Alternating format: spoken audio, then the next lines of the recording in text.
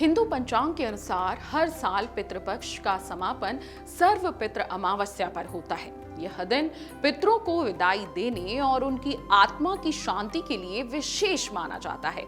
इस साल यह पावन दिन 21 सितंबर 2025 को है।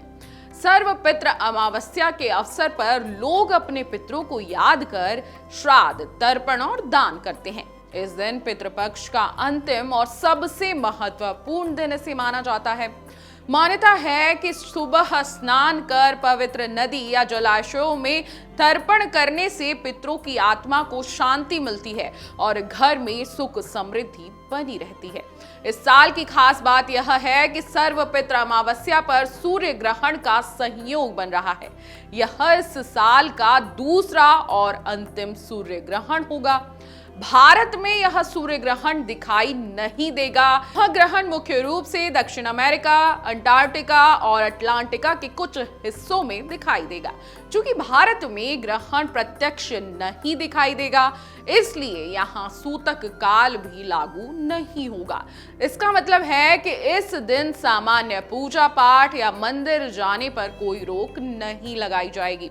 अब ग्रहण का क्या समय होगा, ध्यान से सुन लीजिए। ग्रहण का समय भारतीय समय अनुसार ग्रहण की शुरुआत 21 सितंबर 2025 की रात 10:59 पर होगी। इसका समापन 22 सितंबर को सुबह 3:23 पर होगा। सूर्य ग्रहण लगने से 12 घंटे पहले से सूतक काल शुरू हो जाता है और इस दौरान धार्मिक कार्य नहीं किए जाते। लेकिन इस बार सूर्य ग्रहण भारत में दिखाई नहीं देगा, इसलिए सूतक काल भी मान्य नहीं होगा। अंततः इस दिन श्राद्ध और तर्पण बिना किसी बाधा के किया जा सकता है। सर्व पितृ अमावस्या पर आपको क्या करना है, अब इस बात को ध्यान से सुन लीजिए।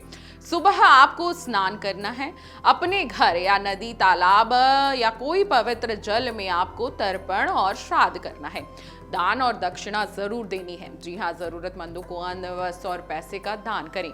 पूजा करते समय मन को शुद्ध रखें और अपने पूर्वजों के लिए प्रार्थना करें।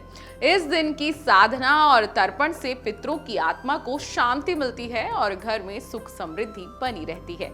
सर्व पितृ अमावस्या और सूर्य ग्रहण का संयोग दुर्लभ होता है, इसलिए इस दिन का महत्व और भी अधिक बढ़ जाता है। भारत में ग्रहण दिखाई न देने के कारण सभी धार्मिक कार्य जैसे तर्पण, श्राद्ध और दान समय समय पर आप कर सकते हैं और सुरक्षित रूप से ये किए भी जा सकते हैं, क्योंकि भले ही सूर्य ग्रहण है लेकिन भारत में ये नहीं दिखाई देगा, इसलिए सूतक काल भी मान्य नहीं होगा। इसलिए आप सर्व पितृ अमावस्या को पूरी श्रद्धा भक्ति के साथ अपने पितरों का श्राद्ध और तर्पण जरूर करें।